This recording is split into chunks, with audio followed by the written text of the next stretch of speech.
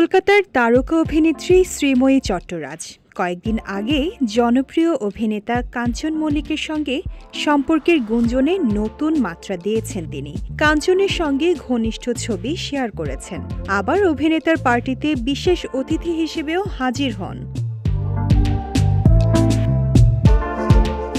তবে সে ঘটনার কয়েকদিন যেতে না যেতে আবারও আলোচনায় শ্রীময়ী। এবার খোলামেলা ছবি দিয়ে খবরের শিরোনামে এলেন তিনি।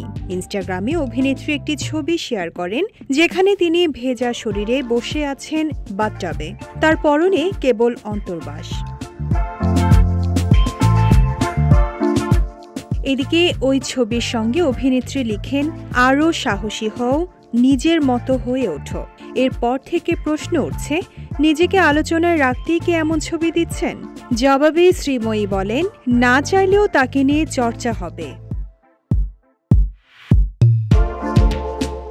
এছাড়া শ্রীময়ী বলেন, তাকে নিয়ে খবর হবে সংবাদ মাধ্যমে। চোখে পড়ে সব।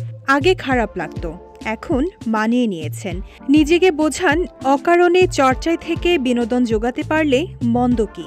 এতে যদি কিছু মানুষ খুশি হন তো হবেন। ধরে নিন, এটাই তার সাহসিকতা। এর আগে কাঞ্চন মল্লিকের জন্মদিনের পার্টিতে অংশ নেওয়ার বিষয়েও তার কাছে জানতে চাওয়া হয়।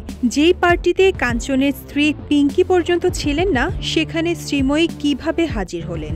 এ বিষয়ে তিনি বলেন, পিঙ্কি দি কেন আসেননি সেটা কাঞ্চনদা বুঝবেন, তার তো বোঝার কথা নয়। তিনি আমন্ত্রিত ছিলেন, নিমন্ত্রণ রক্ষা করেছেন মাত্র।